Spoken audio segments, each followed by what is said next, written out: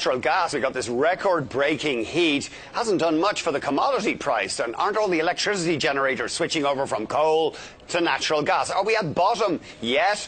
Joining us now, Paul Killistoff. He's a senior commodities analyst at Enpro International. And Enpro, of course, is a firm that advises big energy users on how to plan their energy purchases. It's great to have you here, Paul, making your BNN and TV debut. I'm very happy to be here, Andrew. Wonderful to have you here. So, I mean, what's wrong with natural gas? We usually hear, oh, hot weather pushes it up. It hasn't really done much this year. Well, the problem is that there's so much of it.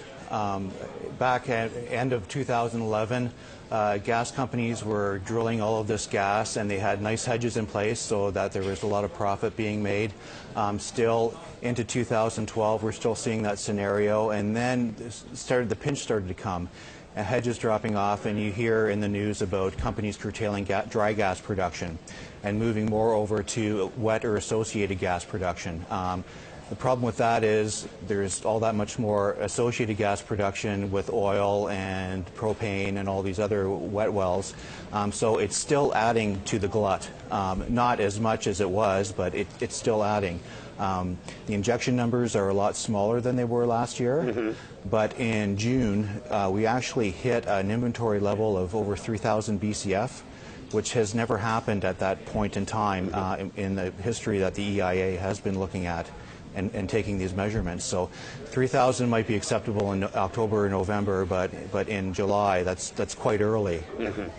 So we're going into the shoulder season in a couple of months when consumption falls off. Exactly. Is there a risk that the giant salt caverns that are used for storage could fill up? So there certainly is. The EIA has actually upped their prediction as to what they think is going to be, and they're looking at about 4,000 BCF, which is pretty close to capacity. Now, if you look at what happened in April, there were some hintings and rumors that we might reach capacity, we might overflow. So there were actually supply storage facilities that were turning gas away in fear of this happening in August. Now, gas prices, as you know, dropped to, what was it, $1.90 in the States, and that's the first time that had happened. They'd been well below $2 for several weeks in Canada at that point.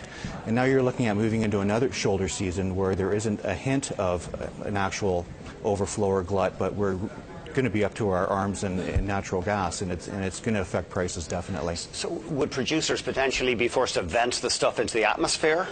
Vent it, curtail production. Yeah, something's going to have to give eventually. It's like this bubble that just keeps building and building and building, and it's going to get to the point where they're either not making enough money, but with hedges in place and doing selling against futures, and they've been able to maintain, and some of the bigger ones have just fought their way through it to try and keep going to see if they can outlast the smaller producers.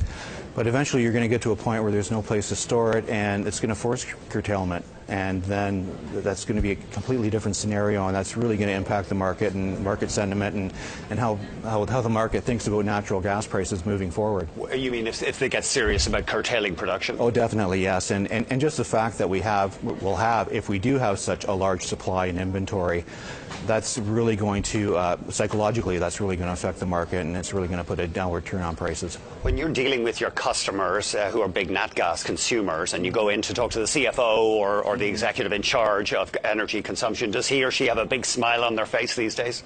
Well, yeah, gas prices have been excellent. Actually, we're heading into a really good opportunity now. Prices jumped a bit at the beginning of summer. You know, you looked at things getting hotter. There were some rumors of, more gas being used for electricity. Well, actually, they weren't rumors; they were actual facts. So these things presented themselves, and then the market reacted to that, and you saw prices bump up. But now that you're seeing more of, it's going back to, well, how much is actually in supply, and so they're thinking, the exact opposite. So it's having a negative impact on natural gas prices.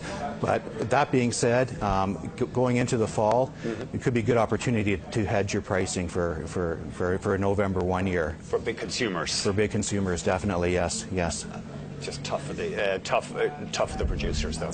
Tough for the producers. Yeah, it's going to it's going to be interesting to see who survives. There's a lot of people producing natural gas. I know Chesapeake is hurting.